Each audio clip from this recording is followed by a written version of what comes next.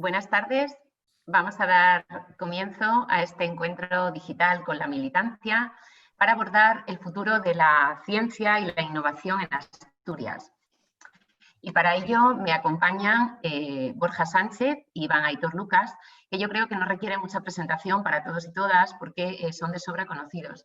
Sin embargo, no me resisto a daros unas pinceladas de su trayectoria profesional para que tomemos conciencia de que son dos personas absolutamente idóneas para abordar estos asuntos que hoy nos van a ocupar un ratito de la tarde. Borja Sánchez García es consejero actualmente de Ciencia, Innovación y Universidad en el Principado de Asturias. Es licenciado en Biología por la Universidad de Oviedo y doctor. Es científico titular del Consejo Superior de Investigaciones Científicas y realizó su tesis en el Instituto de Productos Lácteos de Asturias y tuvo por ello un premio extraordinario de doctorado y una mención a doctorado europeo.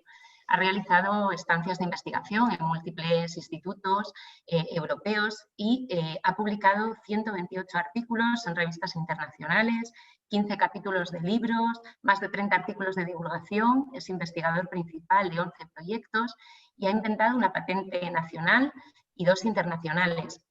Borja, he visto tu año de nacimiento, de 1979, con un currículum así, no sé cómo has podido tener tiempo, ¿no? Es un privilegio estar en Asturias y tener un consejero de ciencia con tu trayectoria profesional y con tu bagaje, ¿no? Yo creo que nos vas a aportar mucho y que hoy, posiblemente en estos temas de interés, podamos despejar muchas dudas que muchos y muchas tenemos.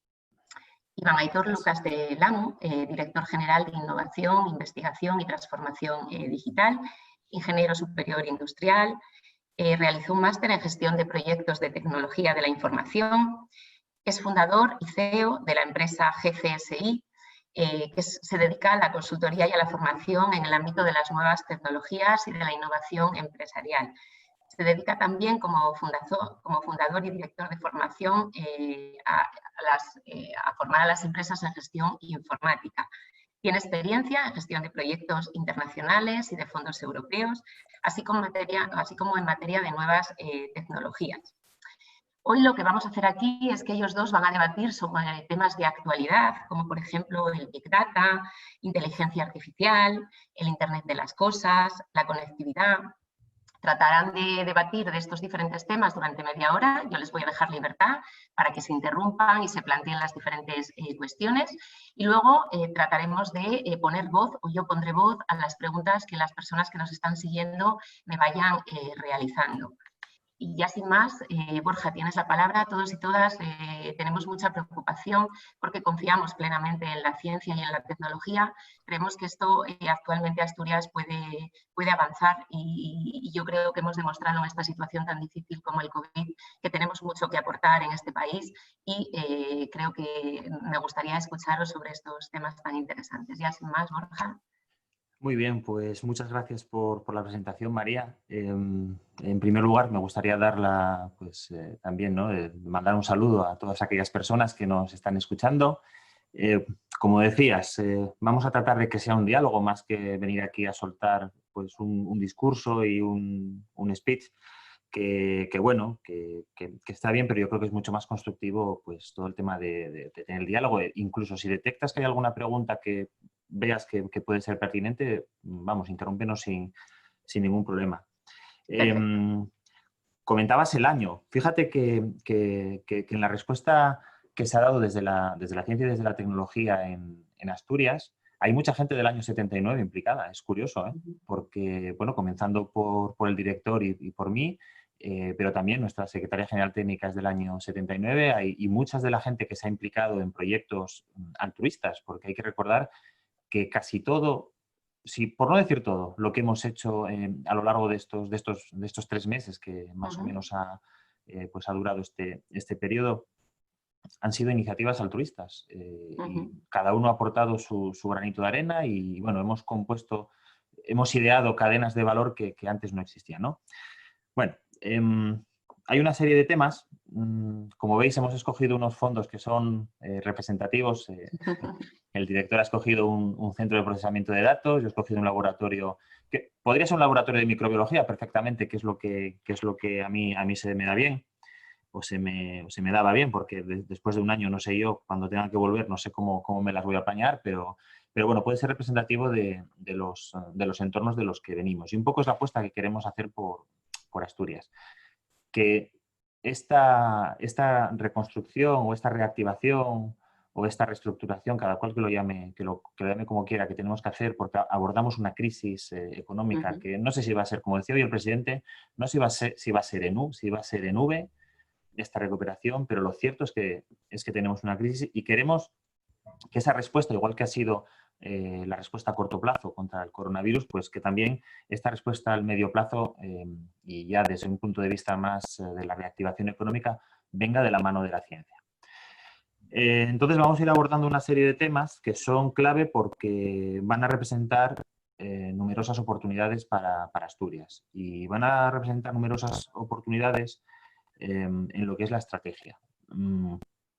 Nosotros planteamos, sobre todo planteamos desde el punto de vista político, planteamos que los diferentes proyectos vengan de la mano de dos estrategias que será las que construyamos a futuros, ¿no? La primera es la estrategia para la transición. Necesitamos un plan como región para la transición, necesitamos que ese plan esté muy bien consensuado y después necesitamos una estrategia de especialización inteligente, lo que venimos conociendo como la RIS3, que son las herramientas que tenemos, nuestras condiciones habilitantes, es decir, en lo que Europa se va a fijar para conceder o no conceder fondos que en la mayor parte de los casos van a ser competitivos. Por tanto, son dos estrategias que son muy importantes, son dos planes que tenemos que tener muy claros, que Europa quiere que los hagamos de abajo arriba, es decir, escuchando a todos los sectores, y donde temas como, por ejemplo, para empezar, mira, podemos agrupar el Big Data, la inteligencia artificial, el Internet de las cosas y la conectividad, lo podemos compilar como un único tema. ¿Por qué?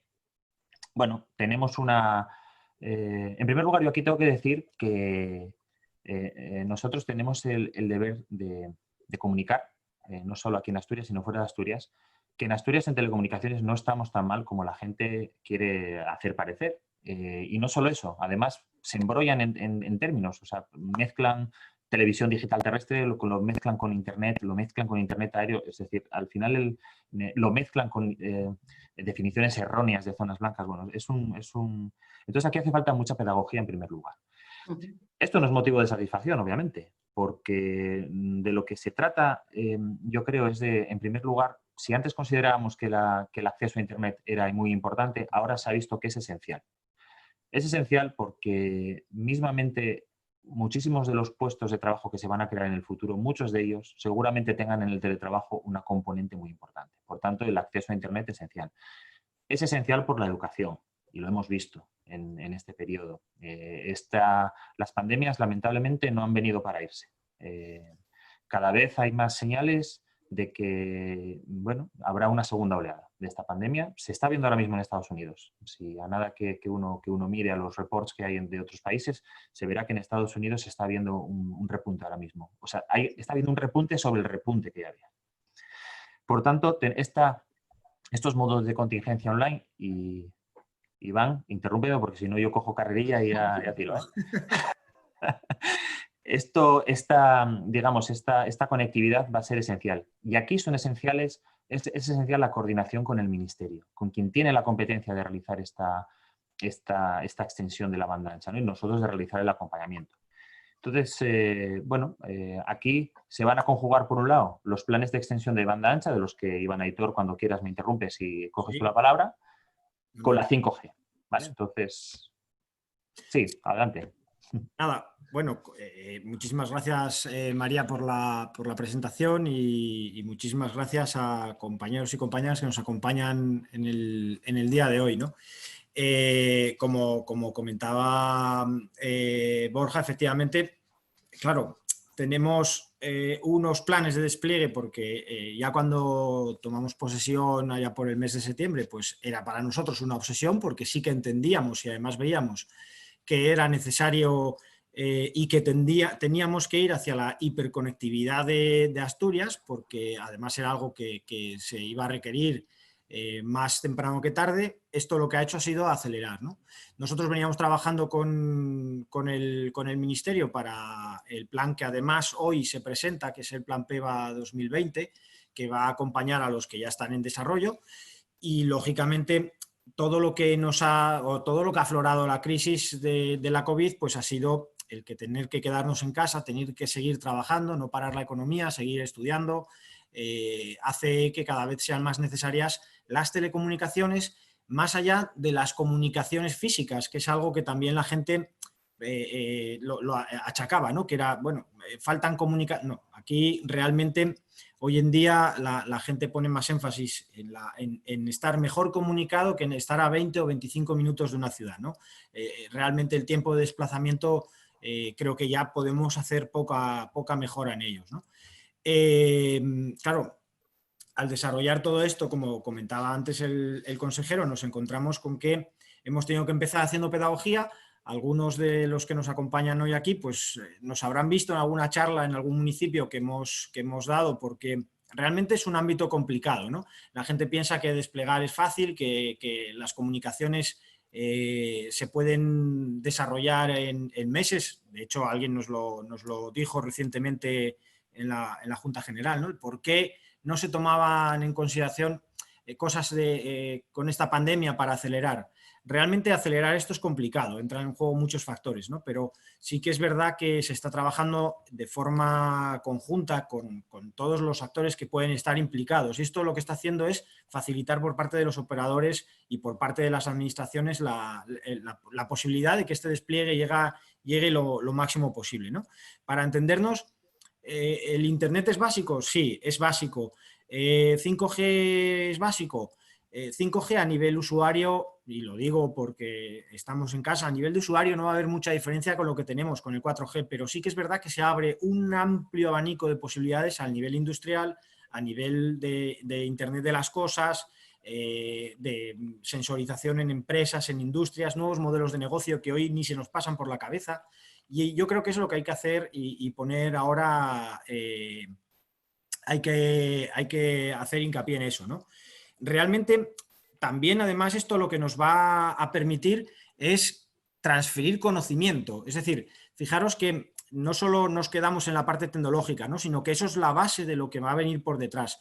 Y por eso hay planes que también nos gustaría tratar hoy, que son pues, todos los planes de desarrollo y de atracción de talento, de carrera investigadora, temas que además el consejero anunció recientemente y que hubo un compromiso en la Junta y que él nos podrá comentar más en profundidad, ¿no? Pero todo eso, esa nueva economía que viene ligada, también se tiene que apoyar en la parte de recursos humanos, ¿no? Yo por acabar este punto de conectividad y por tranquilizar a la gente, por más ruido que quieran meter, cierto es lo que comentó Borja, ¿no?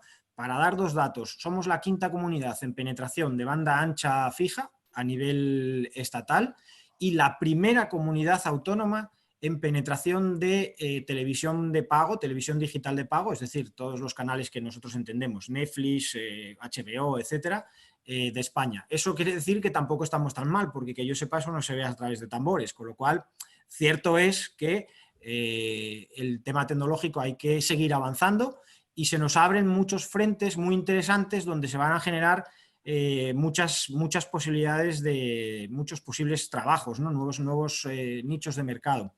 Y obviamente eso tiene que venir acompañado con una participación de la parte de recursos humanos, ¿no? Os interrumpo. Sí. Os interrumpo con alguna de las preguntas, ya que según vais hablando, la gente que nos está escuchando va lanzando preguntas, entonces las voy a ir colocando en el lugar adecuado en vuestro diálogo, ¿no? Nos preguntan, hablabas, Iván, de la posibilidad de atraer talento, ¿no? Y nos preguntan cómo va a conseguir, si estamos planteando cómo se va a conseguir desde el Principado de Asturias que nuestra universidad sea atractiva y atraiga nuevo talento en estas materias.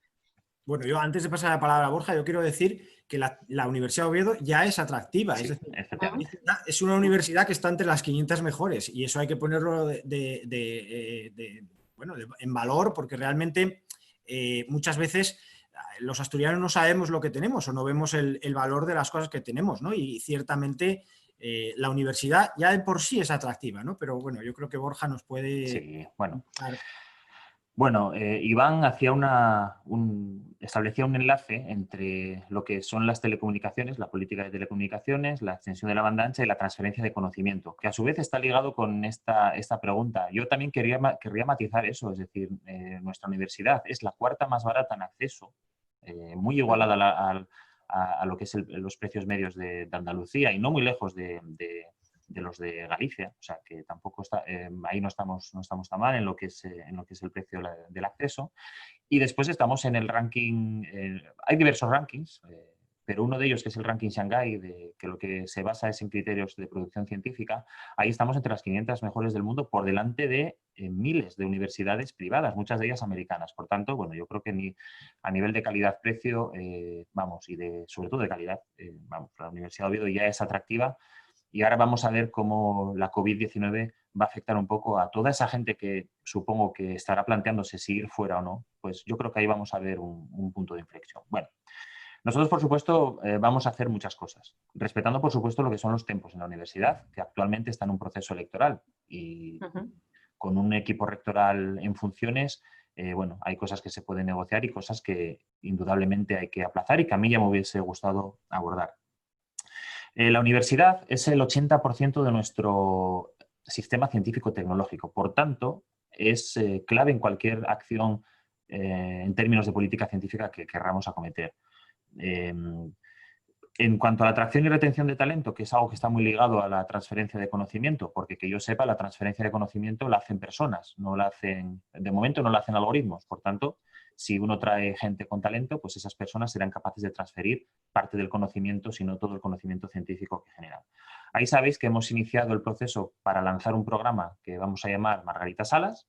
Hemos avanzado muchísimo en el proceso, no sin dificultades a nivel normativo, porque el modelo en el que nos hemos guiado, ¿no? En el que nos hemos mirado es el de la Fundación ICREA, que es un modelo que está muy regulado a nivel normativo desde ya el año 2002. Es decir, nosotros en ese sentido pues estamos iniciando algo que en Cataluña ya se inició hace 18 años. Ahí está Pero bueno, tenemos el retorno de lo que representan los investigadores ICREA, retornos en empleo, retornos en creación de empresas de base tecnológica, retornos en atracción de inversión, en proyectos, etcétera, en publicaciones, etcétera. Y ahí va a ser clave, como digo, hacer no solo que la universidad sea atractiva, que ya lo es, sino que cuando uno habla de atraer talento, tiene que hacerlo bien, tiene que dar un horizonte a esos investigadores. Hay que pergeñar muy bien el mecanismo. Yo asumo, pues a lo mejor retrasar la entrada del plan, si es que hay que retrasarlo, meses, pero hacerlo bien.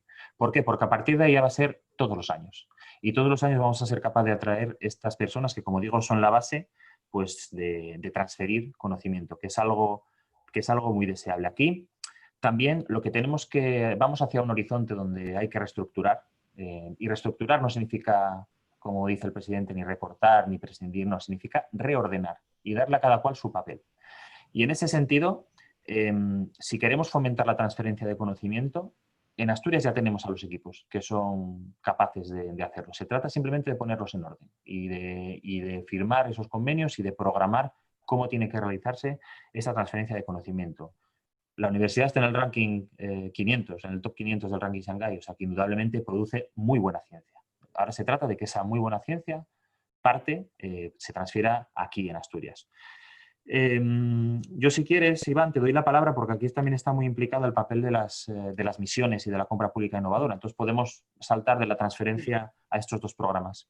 Y porque además, un poco en la línea de lo que comentabas, la transferencia de conocimiento y la transferencia al final va a recaer en la otra parte del mercado, en la otra pata del diamante, ¿no? La parte de la empresa. Es decir, también es verdad que aparte de tener una buena universidad, que la tenemos, repito, y que además hay que sacar pecho por el nivel que tiene de producción científica, también es verdad que necesitamos otra componente, ¿no? Y en este caso es la empresa innovadora, una empresa que transfiera esto al mercado. Al final, todo el conocimiento tiene que acabar o bien en mercado o bien en la parte de poder tener ahí el germen del futuro, ¿no?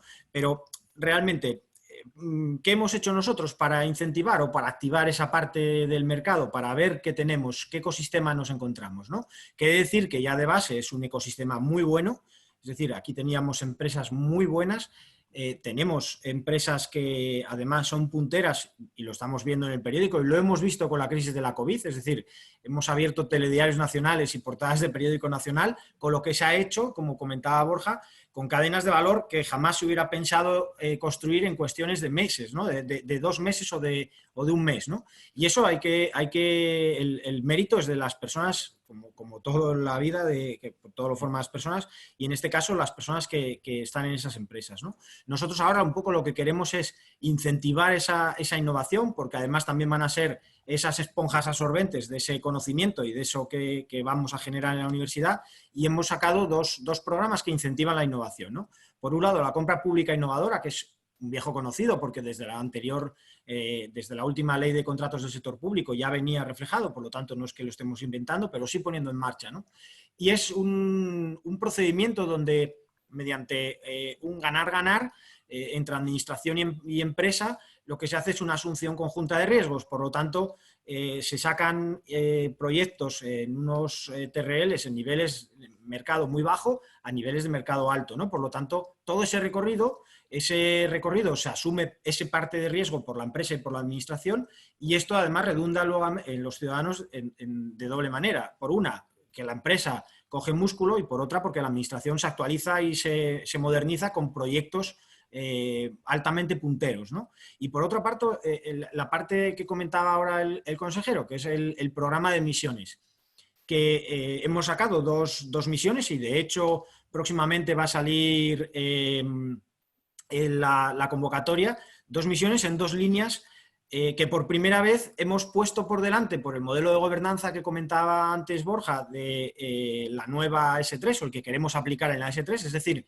una gobernanza de abajo hacia arriba, donde el ecosistema, junto con gobierno y junto con otras instituciones, tiene que decir hacia dónde quiere ir esa Asturias desde el 2030, y hemos marcado 2 misiones, ¿no? Y ya con ello a cabo, longevidad y envejecimiento activo, razones obvias aquí en Asturias. ¿Qué queremos ser de mayores? Pues queremos tener una longevidad mayor y encima tener mayor calidad de vida, ¿no? Algo que cualquiera se puede imaginar. Bueno, pues empecemos a trabajar para que la generación que antes comentábamos, la generación del 79, todavía jovencita, pero que en algún momento llegaremos a poder disfrutar de estos avances tecnológicos que se den, ¿no?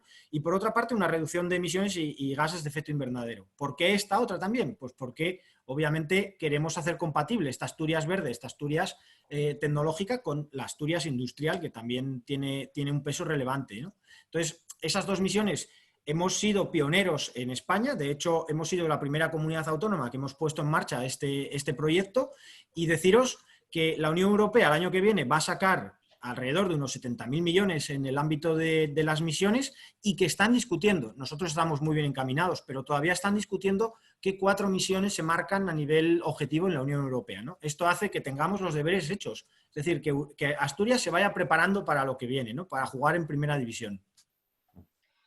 Noemí nos pregunta: los avances tecnológicos conllevan la automatización de las empresas y evidentemente eso puede tener muchísimas consecuencias positivas, ¿no? Pero ella nos plantea, ¿esto no puede ser también un gran problema para los trabajadores y las trabajadoras de esas empresas que en un momento determinado puedan no tener trabajo que realizar en ese proceso? ¿Qué pensáis en este asunto? Bueno, yo creo que este es un clásico, ¿no?, de la historia, y esto ya se ha repetido otras veces. No sé, me viene a la cabeza pues el debate, por ejemplo, cuando se inventaron las calculadoras. O sea, yo creo que aquí lo que hay que mirar es un poco al futuro. Se van a crear muchos puestos de trabajo que ahora no existen. Y yo lo veo más bien como una oportunidad. Por supuesto, habrá que intentar que nadie se nos quede atrás en esa transición, es decir, tratar de digamos, reorientar esos colectivos que veamos que se pueden quedar atrás, justamente por lo que está comentando Noemí, y tratar de reorientarlos hacia estos nuevos puestos. Iván ha dado un dato clave. Vamos a ver, tenemos la comunidad que más televisión por internet tiene en España. seguramente todos sabemos manejar redes sociales, seguramente todos manejemos un montón de herramientas. Hay que redirigir eso hacia el terreno productivo, porque las capacidades, muchas de ellas ya están. Lo que pasa es que a lo mejor no las identificamos como un elemento de trabajo, más bien de ocio. Y ese es también el reto que tenemos. Vamos, yo en principio, y sin abordar, sin entrar tampoco mucho más a fondo en el tema, porque creo que hay bastantes preguntas y a lo mejor interesa hablar de muchas cosas más. Sin entrar mucho más a fondo, yo ahora mismo abordaría ese tema con precaución. Se plantea el reto que nos dice Noemí, que por supuesto hay gente que se nos pueda quedar atrás, ojo a eso. Se plantea muchas oportunidades con puestos que van a surgir, con capacidades nuevas que vamos a requerir. Y una cosa más, se plantea también el uso y la implementación de las humanidades en todo esto. Cada vez va a ser más importante el papel que van a jugar las humanidades, sobre todo en el plano ético, de muchísimas de las cosas y muchísimos de los trabajos que vamos a abordar. Es decir, yo no imagino a un experto, a lo mejor ahora sí los hay, pero yo no imagino a un experto del futuro, una persona que sea experta en el futuro, en inteligencia artificial o en Big Data, yo no la imagino sin que tenga unas nociones de ética, por ejemplo. Por tanto, el papel de las humanidades para mí va a ser la industria 5.0, de hecho. Sí, y sin profundizar mucho más, creo que también hay que, como ciudadano, pensar que la educación va a ser algo que va a tener que estar ligada a lo largo de toda la vida. Es decir, que vamos a tener que seguir formándonos, ¿no? Y adquiriendo nuevas competencias, nuevas habilidades, porque es verdad que con la velocidad a la que va esto, tú hoy estudias algo que queda mañana obsoleto. Por lo tanto, también es verdad que la gente tiene que tener esa capacidad de movimiento, ¿no? Y nosotros como administración ser capaces de suplir esa demanda, ¿no? Pero creo que quedan muchas incógnitas. Yo no me gustaría que quedase nadie atrás y hemos sufrido ya varias transiciones de estas y realmente creo, y sinceramente, hay puestos de trabajo que todavía no sabemos ni cómo se llaman y que van a venir con miles de personas que van a tener que suplir esas necesidades, ¿no? Así es. Bueno, yo no sé si a lo mejor queréis aprovechar para seguir haciéndonos preguntas. Yo creo, ¿no?, que es lo más... Y luego al final damos una pincelada de hacia dónde vamos en términos de... Perfecto. Pues Ricardo nos pregunta que, dado que los recursos son limitados, ¿en qué áreas creéis que hay que volcar la mayor parte del esfuerzo científico en Asturias? Bueno, lo que nos dice Europa es que ese esfuerzo, o sea, esas áreas donde vaya a ir ese esfuerzo científico en Asturias, tiene que construirse de abajo arriba. Es decir, hay que escuchar a los diferentes sectores, a los diferentes, pues tanto a grupos de investigación, empresas de base tecnológica, hay que escuchar a la pyme, hay que escuchar a la parte social, hay que escuchar a todo el mundo y de ahí sacar esas 4 o 5 líneas. Eso va a ser duro porque en ese imaginario, en ese plan de las Asturias del 2030, hay que escoger. O sea, no podemos ser buenos en todo. Entonces tenemos que escoger dónde podemos, digamos, tener cadenas de valor, tener ecosistema detrás para ser competitivos y para que de verdad Europa se crea que tenemos un plan. Y tratar de que esas 4 o 5 líneas arrastren al resto. Es un poco lo que hemos hecho con misiones. En misiones hemos definido 2 grandes misiones. Y es que vamos, se ha dicho desde el primer momento, no es para dejar a nadie fuera, no, es para hacer el esfuerzo contrario, que la gente haga el esfuerzo de ver cómo puede aportar desde su rama de conocimiento. Entonces, en esa lección que sin duda va a haber que hacer, y podemos hablar, al final daremos, ¿no?, una estrategia de cómo lo vemos, hay dos partes. Hay un condicionante que es grande, que es el de los recursos, y ahí hay que entender bien qué fondos hay en Europa. Hay unos fondos que vienen preasignados y otros que son competitivos. Para los fondos preasignados no nos queda otra que adelantar inversión. Entonces ahí sabéis que hay anunciada una reforma del sector público que esperemos que a lo mejor nos permita tener un poquitín más de margen en el término de inversiones. Pero también hay una gran parte que son fondos competitivos que pueden ir directamente a grupos de investigación o a empresas. Y ahí podemos trabajar para tratar de que sean lo más exitosas posibles. Por tanto, yo con estos condicionantes, en primer lugar, sería ahora mismo también cauto.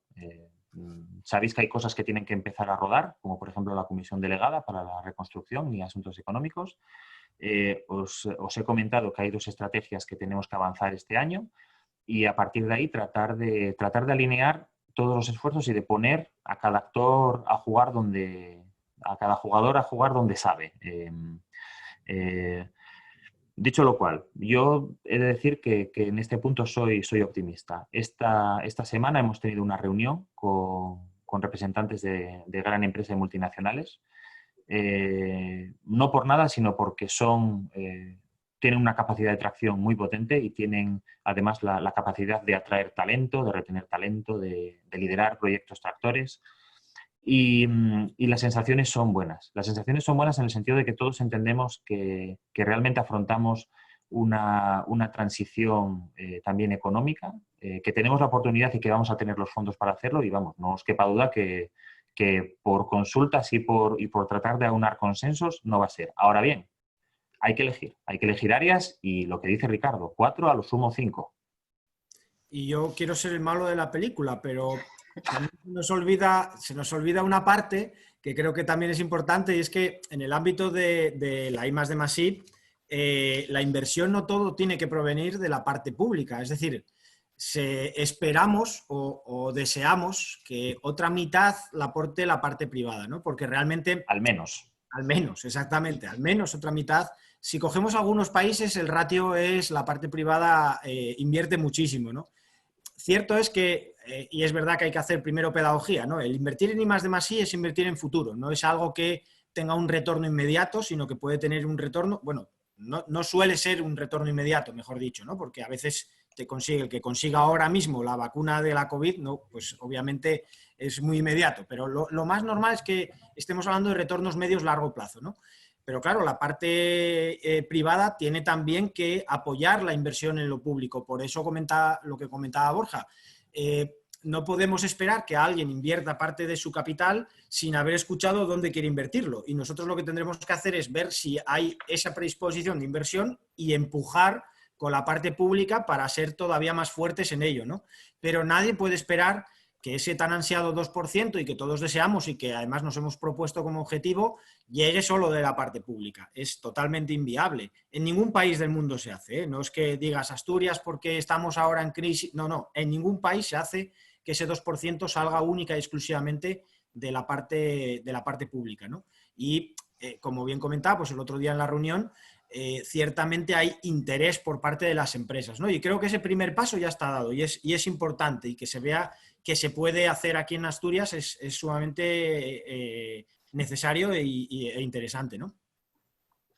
Pues hablabas, Aitor, del tema de la vacuna. Como os podéis imaginar, muchas de las personas que nos están escuchando piensan en la vacuna del COVID, dado que todos y todas tenemos esa preocupación. Y a muchas de las personas, concretamente a Arantxa, les gustaría saber qué pensáis sobre la vacuna del COVID. ¿Cuál es vuestra opinión? Bueno, aquí igual puedo comentar yo un poco más, Iván. No te veo cara de ser muy experto en vacunas. Yo tampoco, ¿eh? Pero en bichos microscópicos algo así. Bueno, a ver, desarrollar una vacuna no es sencilla. Punto número 1. Partimos además con una gran desventaja para esto. Yo aquí sí voy a ser franco y honesto con lo que y voy a ponerme además, sabéis que a nosotros nos gusta ponernos siempre en 3 escenarios, voy a ponerme en el escenario pesimista. ¿Por qué? Porque luego pues me encantaría comerme mis palabras y no tener razón. Entonces, desarrollar una vacuna no es sencillo. ¿Por qué? Porque pueden surgir miles de complicaciones. Para empezar, la vacuna hay que escoger contra qué va esa vacuna. Y un virus, aunque sea tan pequeñito como el coronavirus, el SARS-CoV-2, tiene infinidad de lo que llamamos antígenos. Tiene infinidad de moléculas que el sistema inmunitario puede detectar para neutralizarlo. Yo no creo que estará disponible probablemente una vacuna a lo largo de 2021, probablemente. Y esto ya es acortar muchísimo los tiempos. Y aquí yo lamento profundamente lo que pasó en 2002, porque en 2002, en la primera pandemia causada por un coronavirus, bueno, igual no ha sido la primera y me estoy colando, pero en la primera que todos recordamos que ocurrió en 2002 por un coronavirus muy similar a este. Hubo avances en vacunas, en intentar desarrollar vacunas, y como el virus, el SARS, el original, se extinguió, es decir, se dejó de propagar, pues las farmacéuticas dejaron de desarrollar esas vacunas. Hubiese sido de un valor incalculable haber tenido esos datos para desarrollar ahora una vacuna muchísimo más rápido. A partir de ahí, la vacuna, vamos a ver, hay que acertar contra qué se dirigen esos anticuerpos. Tiene que procurar inmunidad, porque sabéis que justamente el coronavirus no es que se caracterice precisamente por producir, de forma general estoy hablando, una inmunidad elevada. De hecho, hay muchísimas personas que pasan la infección por el coronavirus y no desarrollan anticuerpos. Y eso se está estudiando ahora mismo por la comunidad científica. El 80% de las personas no desarrolla síntomas. Por tanto, es un tema complicado. Yo creo que a lo largo de 2021 tendremos avances, porque ahora mismo sí que se están viendo las orejas al lobo. La OMS está deslizando ya alguna señal de que este virus podría comportarse como la gripe de 1918, que vino en 3 oleadas. Yo me había comprometido a escribir algo la semana pasada. Esta semana seguro que lo escribo porque ya he repasado las notas que tenía al respecto. Y esta gripe en su día vino con 3 oleadas y la segunda fue la más devastadora. Y justamente las señales que están llegando sobre todo de Latinoamérica y de Estados Unidos pues no son muy esperanzadoras al respecto. Yo creo que ahí a esa segunda ola probablemente no lleguemos con una vacuna. Pero sí, a lo mejor llegaremos con algún fármaco más. Sabéis que en el UCA se ha estado utilizando un corticoide que para los casos graves tiene pues un efecto positivo. Sabéis además, a pesar de que lo haya comprado todos los Estados Unidos, pero sabéis que el tratamiento avanzado para el ébola, para casos graves de ébola, el Remdesivir, pues también es efectivo. Por tanto, creo que si hay necesidad, pues habrá que producirlo, como sea. Y no descartéis que vaya surgiendo alguno más. Y además tenemos una cosa también que es una vacuna que para mí me parece en estos momentos la mejor, que son esas, hay diferentes reglas mnemotécnicas para quedarse con ellas, pero son gestos, es decir, es la importancia de la mascarilla, que fijaros que es algo que hemos aprendido durante esta crisis, y que es algo que ante una segunda oleada no va a hacer falta hacer pedagogía, porque ya tenemos el hábito interiorizado, es decir, mascarilla. Y además mascarilla, ya sabéis que de preferencia quirúrgica aquí casi no se trata de no infectarse, sino de no contagiar. Si todos no contagiásemos, nadie se infectaría, es así. Después la distancia interpersonal. Procurar guardarla cuando sea posible y cuando no, la mascarilla. Y después una cosa que los microbiólogos llevamos alertando años, que es la higiene de las manos. Que es que muchas de las infecciones, resfriado común, gripes, realmente las adquirimos cuando nos llevamos las manos a los ojos o a la boca o a la cara después de haber tocado una superficie contaminada. Por tanto, esas 3 medidas es mascarilla, la distancia interpersonal y la higiene de manos, y no tocarse la cara, hay que coger el hábito. Vamos, son garantías, reducen drásticamente el riesgo, ¿no?, de padecer esta enfermedad. Y volviendo al tema de las vacunas, pues mientras no haya vacuna, que vamos, yo diría 2021, y a lo mejor estoy pecando de optimista, pero bueno, mientras no haya esa vacuna, pues ya sabéis, ¿no? Mascarilla, distancia y manos. Habláis de plazos. Borja, Iván nos pregunta si creéis que una sola legislatura es suficiente para empezar a ver los frutos de la política científica que se está desarrollando ahora mismo en el Gobierno del Principado de Asturias, o si creéis que es necesario más de una legislatura para poder ver esos frutos. Bueno, los efectos ya los hemos visto y los voy a resumir en 2. En primer lugar, hemos visto lo importante que es tener un sistema científico a la hora de responder a esta pandemia. Aquí en Asturias nos hemos centrado en retos a corto plazo, que era no quedarnos sin respiradores. Ahora yo me alegro porque si hubiesen hecho falta en Asturias, hubiésemos llegado a tiempo de que esos respiradores hubieran podido ser probados experimentalmente en clínica, con todos los permisos necesarios. Por tanto, yo creo que ahí el esfuerzo que se ha hecho además ha sido, no sé cómo definirlo, ímprobo, vamos, para llegar a tiempo. El tema de las mascarillas parece que está solucionado, el de los equipos de protección individual también. Por tanto, ahí ya vemos la importancia. Mientras tanto, los grupos de investigación han seguido pidiendo proyectos, han seguido generando conocimiento, o sea, la maquinaria ha seguido rodando. Entonces, llevamos 11 meses, dentro de nada hacemos un año. Llegábamos un equipo, vamos a decir, con poca experiencia política. ¿Para qué nos vamos a engañar? Nos hemos adaptado muy rápido, porque al haber formado un equipo multidisciplinar como el que tenemos, trabajamos además como si fuéramos yo no veo diferencia entre cómo trabajaba mi equipo de investigación y cómo trabajo aquí. Por tanto, nos hemos adaptado muy rápido, hemos aprendido muy rápido, tenemos gente buenísima en la consejería, a pesar de que, como diga alguno, somos 4 gatos. Bueno, somos 4 gatos que valemos por el doble, porque creo recordar que decía que éramos 80, no llegamos a 40 personas las que estamos y valemos por el doble, ¿no? Y entonces, con este esfuerzo ya hemos visto el primer resultado. El primer resultado es que, por primera vez, la planificación de inversión en ciencia ya está hecha, hasta final de legislatura. Tanto en investigación y desarrollo como en innovación. Ya está hecha. Y eso nunca había ocurrido. Hemos lanzado programas como misiones. Tenemos ya casi lanzado el programa de atracción de talento. Hemos hecho una pequeña reordenación, digamos, de cuál puede ser, cómo puede ir la financiación de la investigación por un lado y de la innovación por otro, pero tratando de que confluyan, de que salgan puntos de encuentro. Vamos, yo ahora mismo no tengo las 400 medidas delante del programa electoral, pero yo creo que ya podemos poner tics, de hecho, en muchas cosas. Y no nos vamos a conformar con eso. A corto plazo vamos a lanzar la ley de ciencia. Hay que reestructurar el sistema científico-tecnológico de Asturias para serlo eficaz. Aún sigue habiendo ineficacias, muchas, y sigue habiendo mucha dispersión. A mí eso me preocupa. Me consta que al presidente también le preocupa. Yo creo que en una legislatura podemos ver cambios. Obviamente, lo ideal serían plazos más largos, pero vamos a tratar de que, si esos plazos no pueden ser lo largos que quisiéramos, vamos a tratar de que por lo menos queden las herramientas ya en juego. Quede la normativa que le hace falta a Asturias y queden los sistemas que le hacen falta a Asturias para que la inversión en ciencia sea eficaz. Y a corto plazo, creo que también el cambiar el modelo de gobernanza desde el principio, el hacer las cosas de abajo arriba y el contar, pues que al final hemos visto que en el peor momento de todos, que es el momento de la crisis de la COVID, 150 empresas, muchas de ellas empresas de base tecnológica, como comentábamos antes, se han puesto en contacto, colaboraciones a 0 euros, que eso sí que es importante porque... Claro, cuando hay dinero en el medio, la colaboración es más fácil, ¿no? Pero cuando esto se hace de forma altruista, pensando en el beneficio de una región, y yo creo que el que la gente empieza a pensar en que solo hay una Asturias y que no, el enemigo no está dentro, sino que simplemente tenemos que hacer valer lo que es como región y empezar a transformarla, y los resultados los hemos visto, ¿no? Yo creo que hay cosas que a corto plazo ya se han visto, a medio...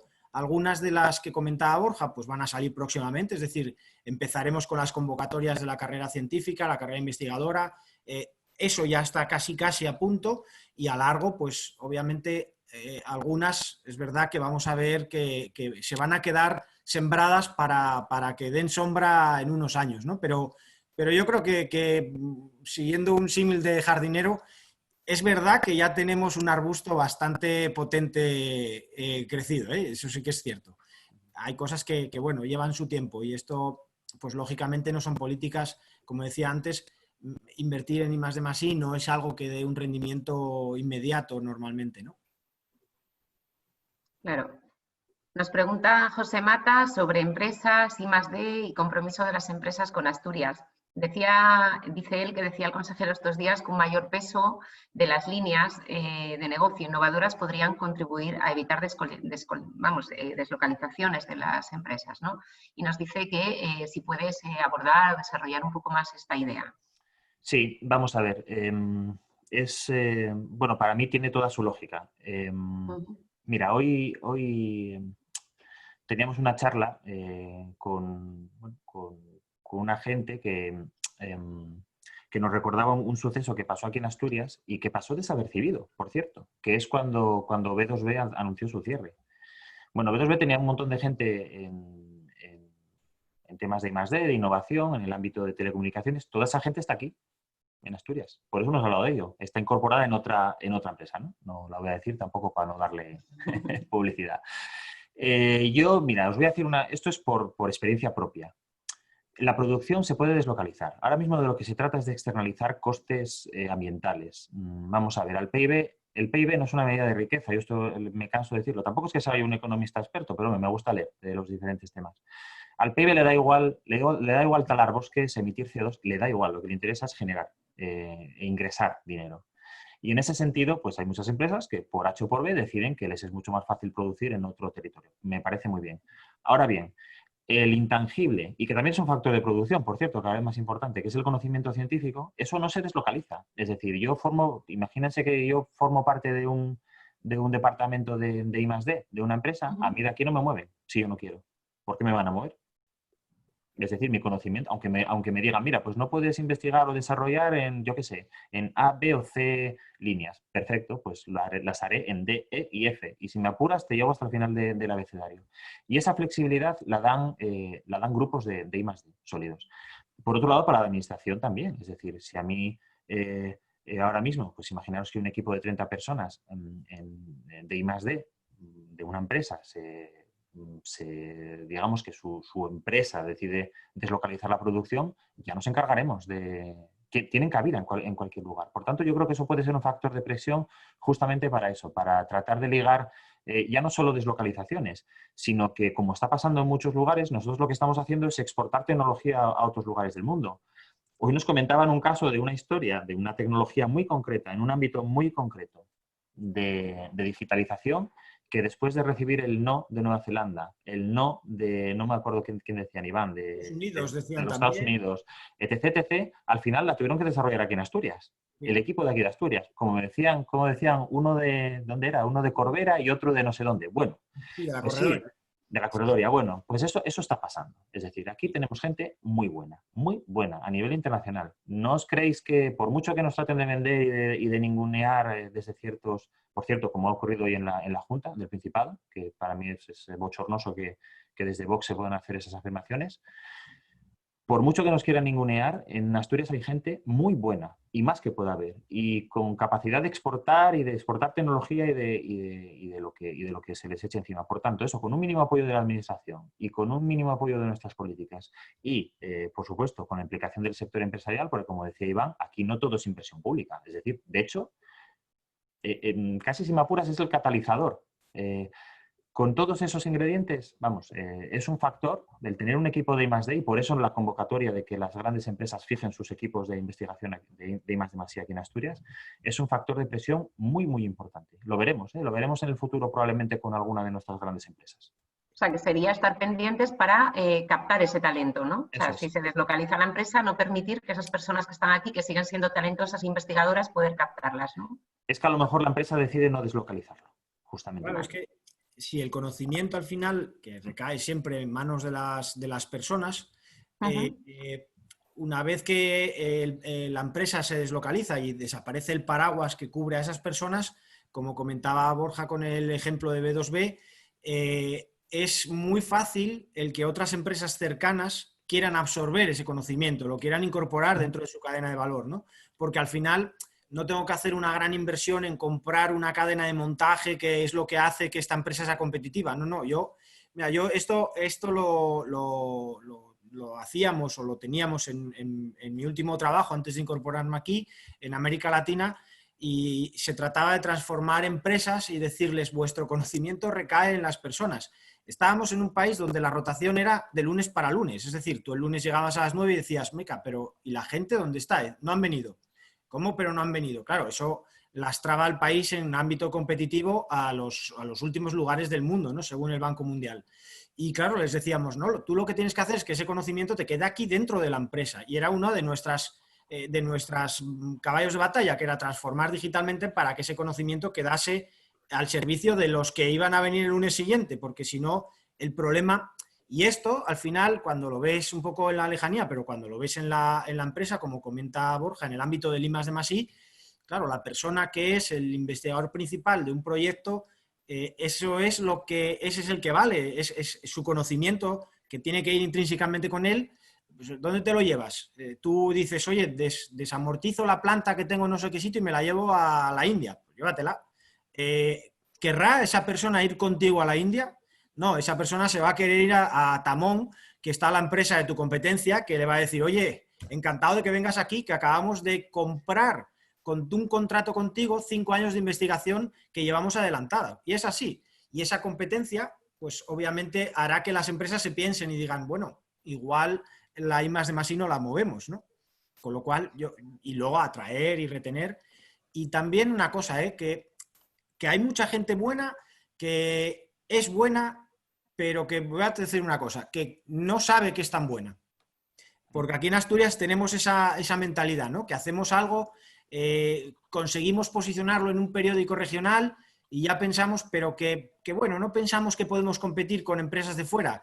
Y el ejemplo que nos han puesto hoy es devastador. Es decir, un proyecto que da la vuelta y da la vuelta al mundo porque nadie puede hacerlo, acaba en Asturias, ¿no? Claro. Como estos hay cientos.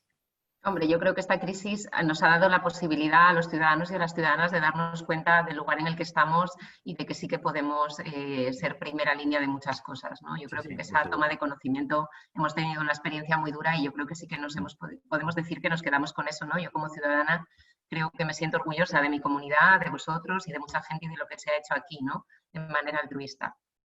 Cambiando un poco de tema, Felipe nos pregunta cómo puede ayudar el I+D a territorios como las cuencas mineras que están en un proceso de reconversión en este momento.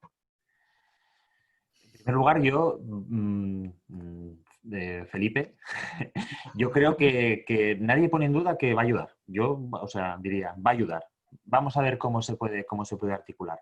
Yo creo que en esta... Fijaos, ¿qué nos dice Europa? Bueno, Europa nos dice que tenemos que transformar nuestra economía, punto número 1, con nuestra estrategia, porque de eso van a depender los fondos. Y en segundo punto nos dice que esa transformación económica tiene que ser climáticamente neutra, ¿vale? En línea también con nuestro PNIEC, ya sabéis, bueno, en fin, con todas estas normas que sobre todo buscan una descarbonización, ¿no? Bien, bueno, pues con todo esto, ¿cómo puede ayudar? Yo espero, de verdad, que... y en línea con lo que tiene que ser el sentir de todo el territorio, yo creo que en el paraje que son las cuencas, donde por cierto pues yo vivo y estoy encantadísimo de vivir allí, espero que toda esa diversificación de actividades que vengan, se habla mucho de la energética, lo sabemos, y fijaos que ahí tenemos un ejemplo muy bueno que han salido unas pinceladas ahora estos días en el periódico con el tema del hidrógeno, que si queréis ahondamos un poquitín más en el tema. Pero justamente toda esa diversificación de actividades que vengan, y están sonando cosas como, por ejemplo, el sector agroalimentario, que en Asturias siempre ha sonado, pero nunca ha acabado de explotar. Hay algún movimiento interesante a nivel internacional, Amazon comprando productores de comida ecológica. Tenemos que fijarnos en esas cosas. Vamos a ver, si hay alguien que puede producir comida ecológica y de calidad, y si encontramos la forma de hacer que los precios de producción sean asequibles y su distribución también, vamos a ver, ¿quién está mejor posicionado que Asturias? A mí que me lo expliquen. En Asturias tenemos agua, esto lo digo mucho, que la gente lo está olvidando. Yo leía en un artículo creo que era en The Economist, y si no era ni en el The Economist, era en uno similar, que Brasil estaba planeando nacionalizar la producción de agua dulce. Es que la gente se ha olvidado del cambio climático, que nos vamos a quedar sin acceso de agua dulce. Va a ser un problema, va a ser un problemón.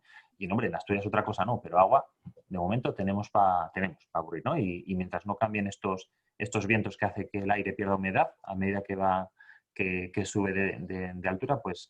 Entonces yo espero que para las cuencas, para el caso concreto de las cuencas, que esa diversificación de actividades que venga de la mano de la sostenibilidad, de ser, pues que sean actividades que sean amables con el medio ambiente, que sean climáticamente neutras, y yo espero que se fije mucha innovación en las cuencas.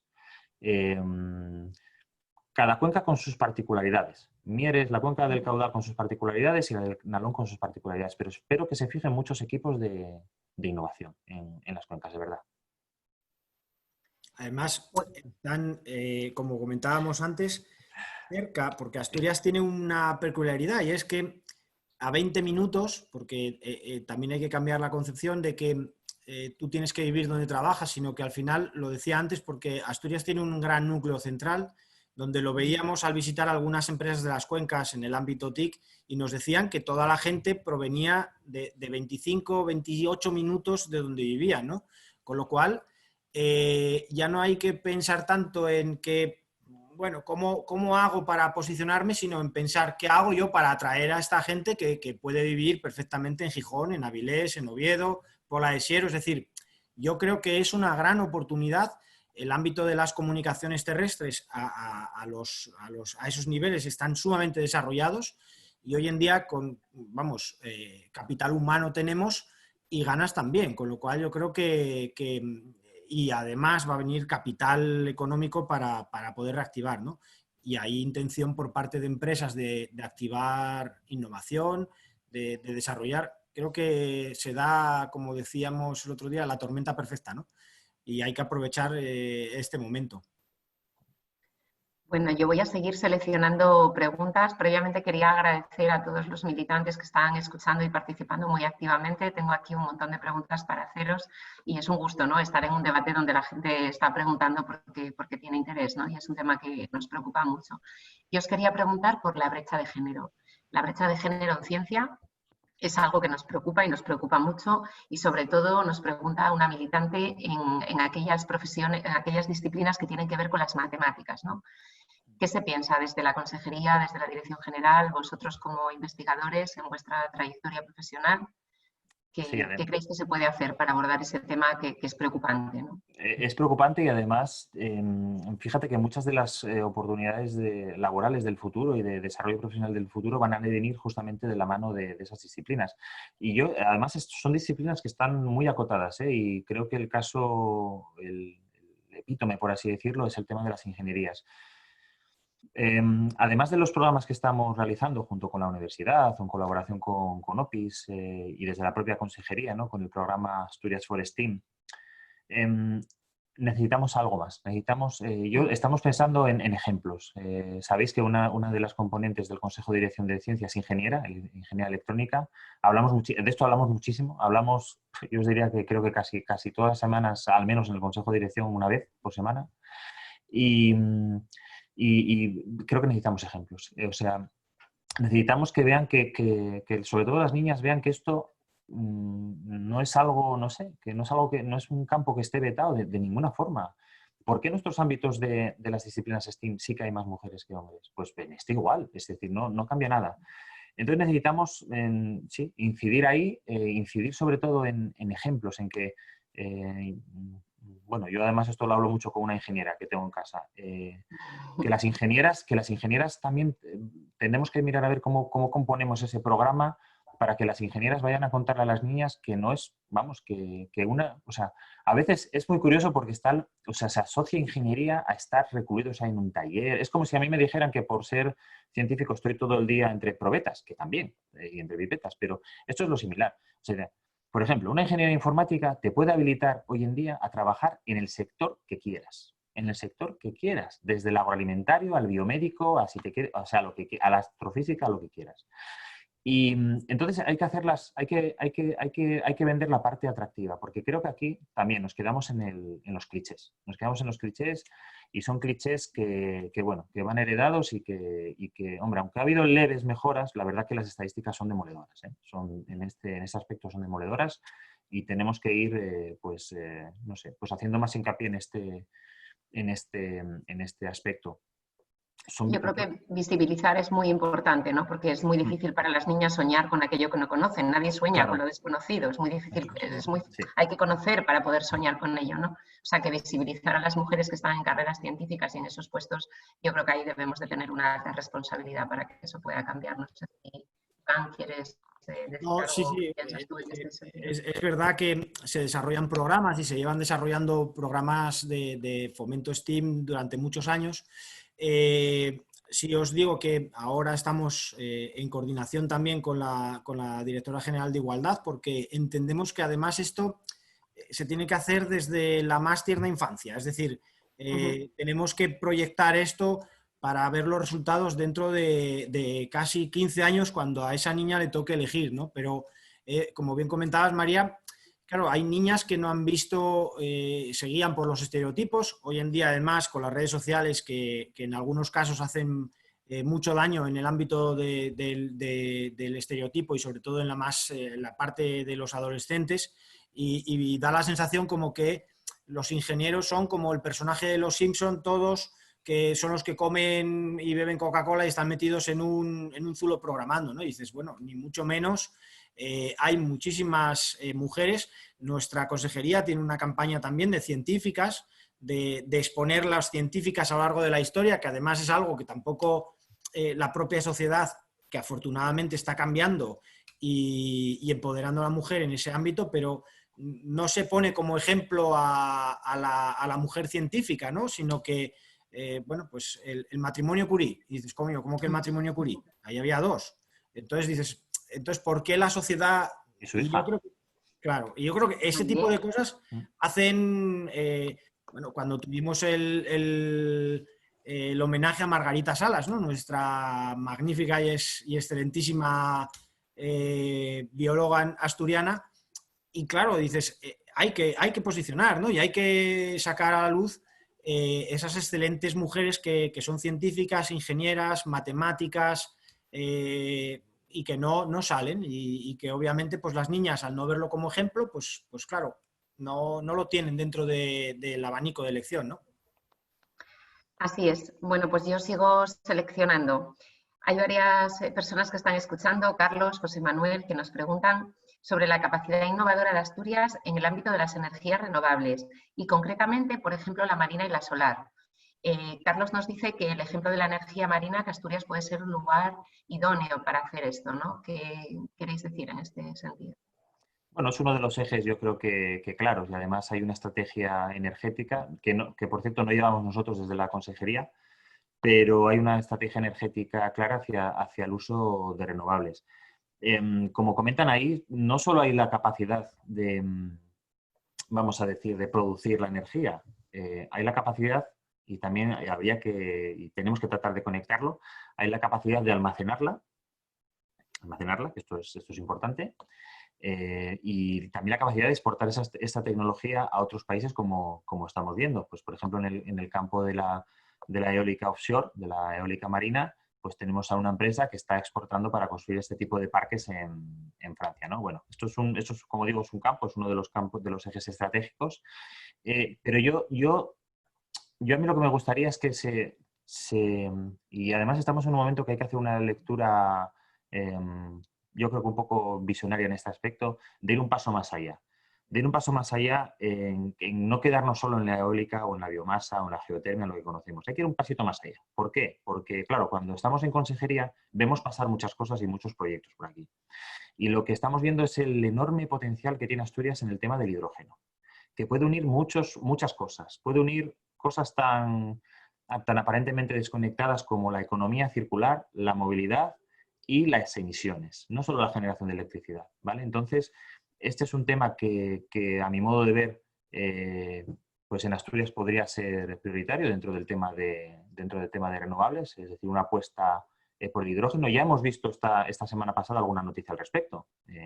Yo invito a que quien no lo haya leído, que se lea en el Comercio, el domingo, cuáles son los planes de nuestra siderurgia para con el hidrógeno, ¿no? En términos de emisiones. Bueno, pues aprovechemos todo eso para conectar temas de nanomateriales, para conectar temas de inteligencia artificial, para conectar temas de movilidad, para conectar incluso temas agroalimentarios, es decir, aprovechemos ese vector para que tire del resto. Bueno, pues este es un ejemplo de cómo, y esto será una consulta que nosotros llevemos a diferentes ámbitos. Esto es un ejemplo de que no es que sea...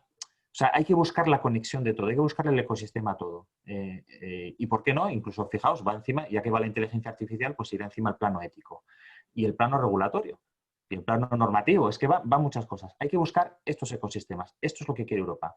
Y entre los ejes estratégicos, pues bueno, el tema de las renovables me parece a mí que es uno de los temas claros, ¿no? Pero yo animaría a ir un pasito más allá, no quedarse solo en lo obvio. Bueno, pues aunque parezca que no, llevamos más de una hora hablando, charlando. A mí, pese a que es un tema en el que yo no soy experta, ni mucho menos, me ha sido muy agradable escucharos. Y ya si os parece, pues os doy la última palabra para que lancéis el mensaje que queráis a nuestra militancia que nos está escuchando. Venga, director, te cedo los honores. Y luego yo, claro, que si no me riñen. Sí. No, un poquito... Cierto es que se nos ha pasado volando el tiempo, ¿no? Y realmente, como nos dicen aquí en el gabinete, es que tenéis carrete para largo. Y es que realmente hay cierto que, mira, estamos ante un momento histórico que ha juntado muchísimas cosas a la vez, ¿no? Veníamos de una guerra comercial entre los dos gigantes, Europa estaba aquí en el medio. nos ha atacado la pandemia y lo que acaban ahora es ya con poner un freno a la economía y poner el contador a cero, el minuto cero, ¿no? Yo creo que estamos ante una situación única en la historia, que es la posibilidad de reorientar y de pensar dónde queremos ir en esa Asturias del 2030, ¿no? Reflexionar en qué somos buenos, qué es lo que podemos aportar y hacia dónde queremos ir, ¿no? Hay unos miembros buenísimos en Asturias, tanto en el ámbito investigador como en el ámbito innovador, y creo que junto con la posibilidad de incorporar fondos, porque obviamente este coche no camina sin esa gasolina, de incorporar esos fondos y de aunar también la parte privada, que también empieza a ver con buenos ojos este planteamiento de reorientar y de pensar y de no quedarnos atrás, de coger este tren que pasa por delante de nuestra región. Yo creo que el momento es único y además hay muchísima gente dispuesta a subirse y a empujar, ¿no? Yo lo dejaría ahí, que realmente Asturias ya está en sitios de cabeza en muchos ámbitos, y que realmente nosotros estamos, o yo, bueno, tanto el consejero como yo, como todo el equipo, dispuestos vamos a poner entre comillas esto, a pegarnos con quien sea por defender Asturias y ponerla en la posición que merece, ¿no? Sí, y nada, bueno, pues un poco siguiendo con lo que dice Iván. Bueno, creo que en el futuro de Asturias, y yo animo a que las personas que os estáis escuchando hagáis el ejercicio siguiente, que es imaginaros que un día despertáis en 2030 y echad la vista atrás 10 años, ¿qué os gustaría que se hubiese hecho? ¿No? No más que ver de atrás adelante, de adelante atrás. Entonces, dicho esto, hay que repensar muy bien en el futuro de Asturias tanto esos ejes estratégicos, esos sectores donde vamos a traccionar nuestros esfuerzos inversores, tanto en el ámbito público como en el privado. Todo esto de la mano de la ciencia y de la innovación y de las telecomunicaciones, que son transversales. Y tenemos que darle eso, pues esa reorientación a temas como, bueno, pues por ejemplo, pensar qué vamos a hacer con todas las infraestructuras mineras que tenemos en Asturias. Eso es algo diferencial. Y por definición, lo que te hace diferencial te puede hacer competitivo. Por tanto, a eso hay que darle una pensada. Y a lo mejor hay que pensar en cosas que no sean obvias, de nuevo, ¿vale? Y en ese aspecto, pues tanto la administración como, bueno, pues yo pues veo a UNOSA jugando un papel muy relevante en ese tema de valorizar nuestras infraestructuras, pues veo al sector social también como parte muy importante, al sector privado. Nosotros somos, y así somos en el equipo, somos unas personas que, bueno, yo creo que ninguno ansiamos carrera política en esto, pero lo que sí ansiamos es que las cosas cambien. Y ansiamos una cosa, y vemos una cosa, que es que lo que no se puede hacer es lo que ya hemos hecho en la historia. Y ya hemos visto que cuando hemos hecho políticas defensivas, y yo aquí me quedo con una frase que me decía Alejandro Izquierdo, bueno, o sea, nos están tirando con balas microscópicas, ¿no? Entonces, yo creo que ahora no toca defenderse, toca atacar. Toca atacar, y las políticas ofensivas en este caso vienen de la mano de la innovación. Entonces, bueno, espero que esa sea nuestra elección, y lo que dice Iván, ¿no? Estamos a disposición para pegarnos con quien sea. Nos pegamos con americanos también, ¿eh? También estamos aquí. Parece que no, pero esto de las videoconferencias, la verdad que nos ha marcado una agenda internacional que, vamos, que alucinaríais. Pero vamos, yo creo que el futuro tiene que ser, vamos a ver, si vamos a la defensiva ya sabemos lo que pasa. Se va a prolongar la agonía de lo que tenemos. Ya lo sabemos. Pues caray, demos un puñetazo en la mesa y vamos a apostar por otras cosas, ¿no? Entonces, bueno, yo espero que ahí tengamos el mayor consenso posible. Estoy seguro que vamos a elegir bien, así que, bueno, para eso estamos. Y creo que nos levantaremos en esa Asturias del 2030 que nos imaginamos, ¿no? Todos y todas. Así que nada más. Nada más por mi parte. Mandar un abrazo. Pues yo creo que sí. Yo desde aquí también agradecer a la militancia, el seguimiento de esta charla, de este debate, las múltiples preguntas, el haber estado tan cómodos y que se nos haya pasado tan rápido hablar, ¿no? Y dialogar sobre la ciencia. Yo creo que esa Asturias desde el 2030 que todos y todas queremos El Partido Socialista tiene mucho que decir en esa línea, tenemos mucha labor que hacer y esa labor tiene que hacerla la militancia, ¿no? Por lo tanto, encuentros como este seguirán formando parte y trabajaremos para construir esa Asturias del 2030. Y buenas tardes, Borja, buenas tardes, Iván, ha sido un gusto. Muchísimas gracias. Sí, y una cosa que creo que he bautizado a Jaime como Alejandro, me están chivando. Bueno, la frase quedaba perfectamente, o sea que seguro que la puede hacer suya. Muy bien. Bueno, Venga, pues nada, un abrazo. Hasta luego. Igual, hasta luego.